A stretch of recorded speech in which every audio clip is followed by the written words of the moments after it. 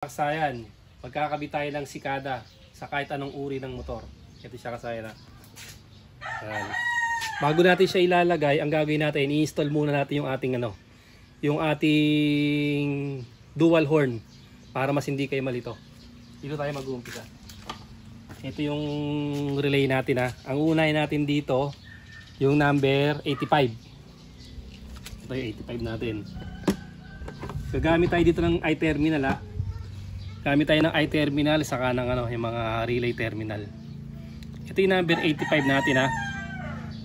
Natin nalagyan ng number. Number 30, number 85, number 86, saka 87. Yung sa gitna hindi natin gagamitin ha. Ang unahin natin ilalagay itong number 85. Ito yung ating negative. Yung negative dito natin ilalagay ha. Yan. Pwedeng sa harness, pwede rin sa body ground. Yan, ito. Ibig sabihin, meron na tayong 85 dito ha. Ganyan yung paglalagay natin. Yan ang forma niyan mamaya ha. Okay na yung 85. Isusunod natin yung number 30. Ito yung number 30. Ito. Number 30, kailangan may fuse tayo dyan na 15 amperes ha. Diretso sa diretso sa battery. Positive ng battery. 15 amperes ilalagay natin sa ito. Number 30. Ito siya ba? Number 30. Ito yung 30 yan yung dulo. Lalagyan natin yung 30 tsaka yung 85. Ngayon susunod natin yung busina. Ganito yung pag-install ng busina. Ito yung body ground ha. Sa body ground natin siya. Para mas malakas. Ayan ha. Ito nakalagay na siya. Sa kabila ganun din. Ayan. Para malalaman nyo kung gagana na siya, buksan nyo lang siya. Tapos, ito yung dalawang positive ha, naka body ground yung dalawang negative. Tapos, i-testing na natin. Dapat tutunog na kagad siya ha. Ito. Yan. Ibig sabihin, naka-ready na yung ating busina. Meron na siyang negative. Positive na lang ang ikakabit natin. Ito siya ha. Itong positive, ilalagay naman natin sa number 87.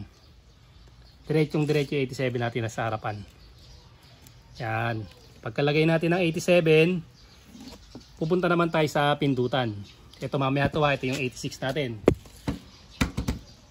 Natita lang isa. Ito yung 86. Susugal ko natin. Ito yung 86 ay ilalagay na rin natin ha. 86. Yan ha. Tapos, lagay na natin itong negative.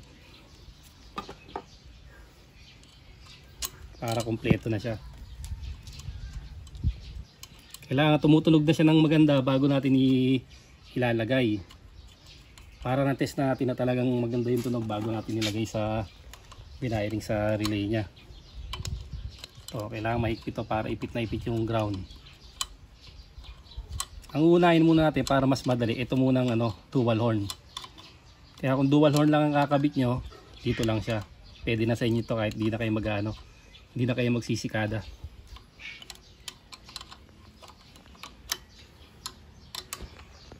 Huwag lang ay gagamit yung mga aftermarket, yung mga maninipis. Ito na siya yung 86 Ito na yung natin ngayon Ito na yung wire sa pipindutan natin Kahit ganitong pindutan gamitin nyo pwede Kahit ganyan po pwede. Ito pwede rin. Para pwedeng ididiin nyo lang Ilalagay natin to sa accessory wire ng ating motor. Accessory wire. Nagana lang siya pagka nakabukas yung susian para hindi siya nakarekta. Ito yung accessory wire natin Ayan solid black. Pag Kawasaki saka Yamaha brown, pagka Suzuki orange. Lalagay natin diyan yung isa. Ayan Tapos yung isa sa 86 na. Ito. Lagay natin sa 86. Pagkalagay natin diyan, okay na siya. I-testing na natin. Tignan nyo wala pa siya kasi wala pa tayong fuse. Pag ganoon, ibig sabihin pag di dumidiretso, nagtitrigger lang yung fuse natin. Wala pang fuse, lalagyan natin ngayon ng fuse. Pag may fuse na, automatic tutunog na yan.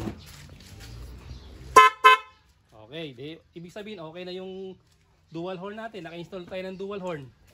Pag-install natin ng dual horn, saka natin ipapasok si sikada. Itong sikada na to, mayroon na tong ano, tutukan mo, iyan ko sa ko.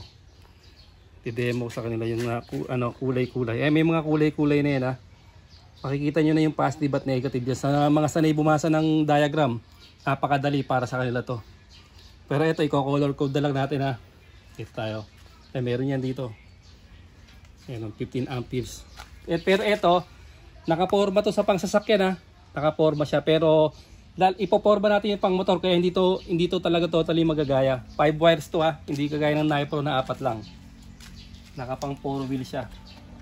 Hello, tutok mo rito. Unahin natin yung trigger. Yung hinuli natin na 86. Ito yun ha. Ito yung hinuli natin na 86. So tandaan nyo ha, yung 86. Yung body ground, yung negative ha. Ito yung trigger, 86. Nasa positive siya.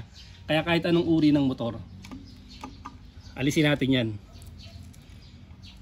Ito yung forma natin para mas madalian kayo. Ito yung sa papuntang relay. Ito yung papuntang relay ha. Diyan natin ilalagay yung kulay blue.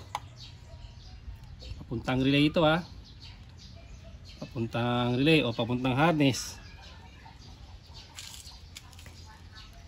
Kasi pwede rin tayo kumuha dito. Ito. Pwede rin tayo dito kumuha. Kagaya ng ginagawa natin. Tapos yung isa, itong kulay, ano kulay ito? Gray. Itong kulay gray, dito sa may trigger niya, ito. Papuntang pindutan to ha, ito. Diretso ng papuntang pindutan, diyan natin ilalagay yung kulay gray.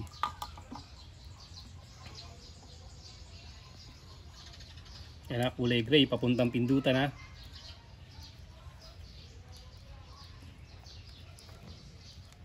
Yan. Tapos, meron pang tatlo. Itong negative, ito, tingnan nyo ha. Yung kulay black, ito yung negative. May sign naman to na ground, makikita nyo dyan. Negative, ilalagay natin sa nilagay nating 85. Ito yun o. Ito to. Ayan o. Yung body ground na no. Yan natin lalagay yan.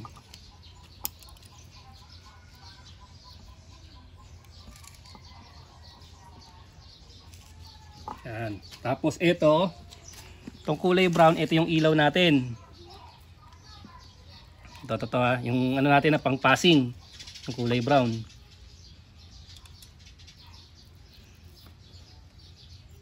Ito gray na, ito brown na. Ito pampassing natin itong brown. Ito naman, itong yellow na may lining na green, ilalagay natin sa accessory wire.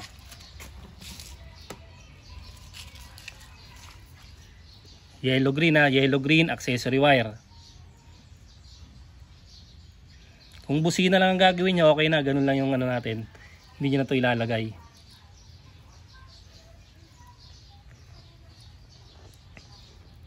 Yellow green accessory wire ha.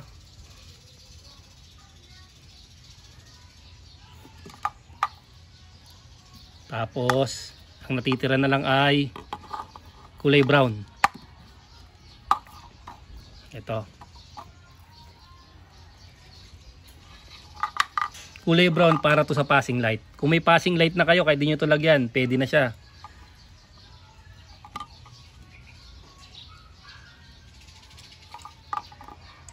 Lang, hindi umabot tayo ng wire.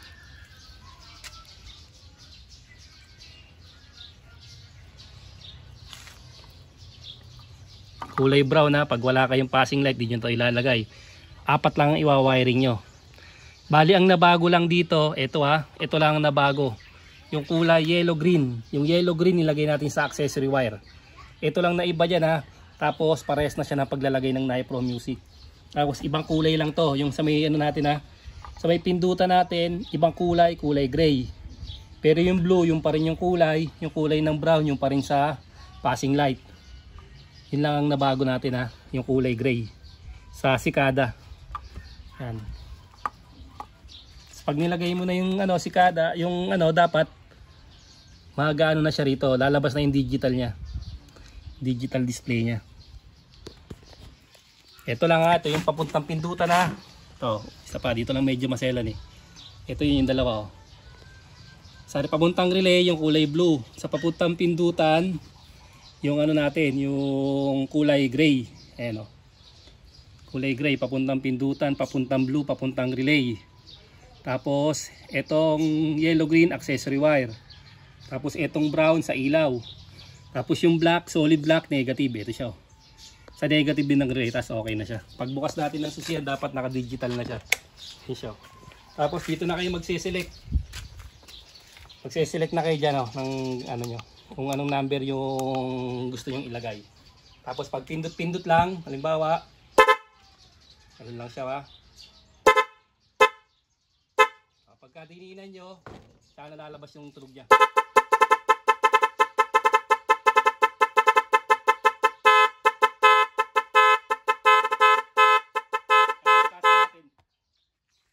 Ano lang siya kasi pag guminto, ulitin nyo na ulit.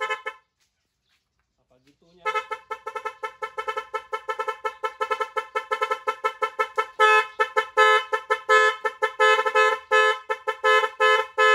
pag meron pang hindi natin diyan, mag-comment lang kayo. Hanggang dito na lang mga kasayan. Salamat sa panonood.